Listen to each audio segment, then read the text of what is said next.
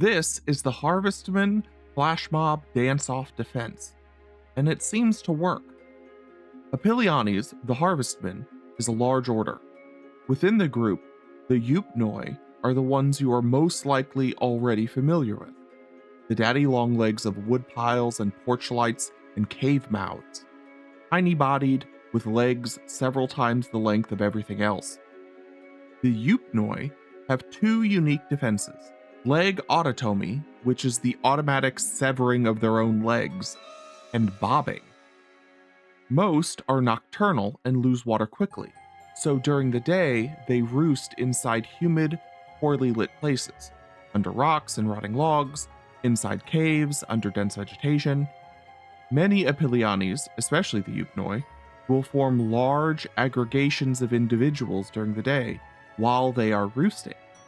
This is especially common during the winter. But not all aggregations are built the same way.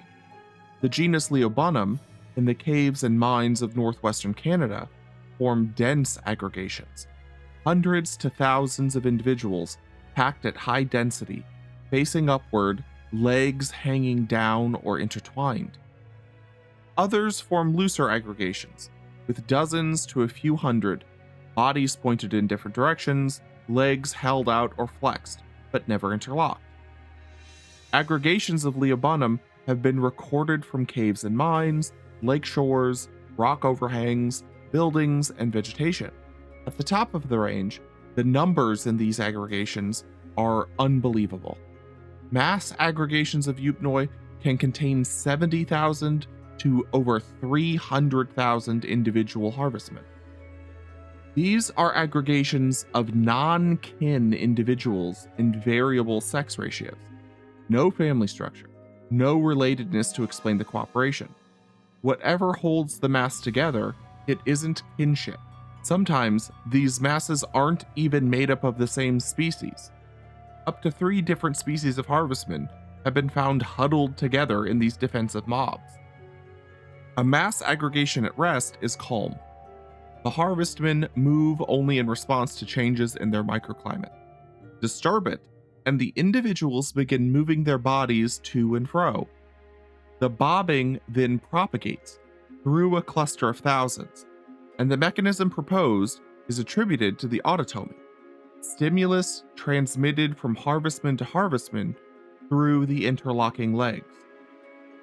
This mass bobbing may confuse predators, but if the mass bobbing confuses predators, its value depends on there being a mass of Harvestmen. An isolated Harvestman that starts vibrating has produced motion against a still background and may simply have advertised itself. So the use of the bobbing should be conditional on a social context. In 2025, the bobbing literature acquired its first direct experimental tests. Both single and grouped Harvestmen were put in experimental chambers, exposed to a predator, and their response recorded. Harvestmen in groups were significantly more likely to bob than alone. Field observations agree. Bobbing becomes a more frequent response as the group size increases. The duration of the bobbing also increases.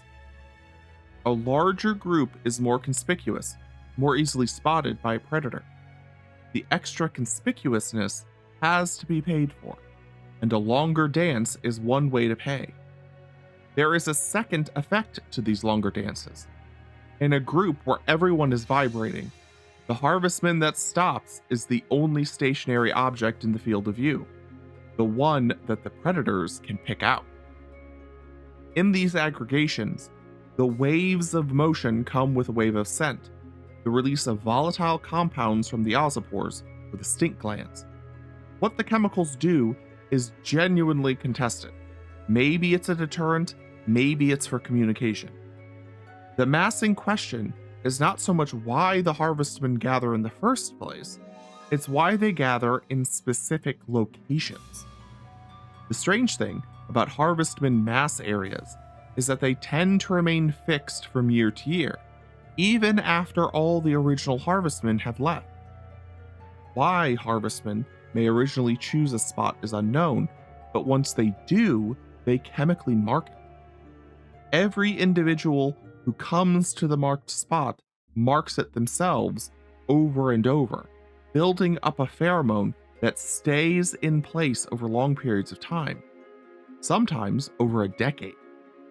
Again, why they go to these places is unknown. Investigations up to this point don't show anything particularly special about these spots. These weird little animals just keep showing up to the same place over and over in mixed communities of species and dancing together while stinking up the place.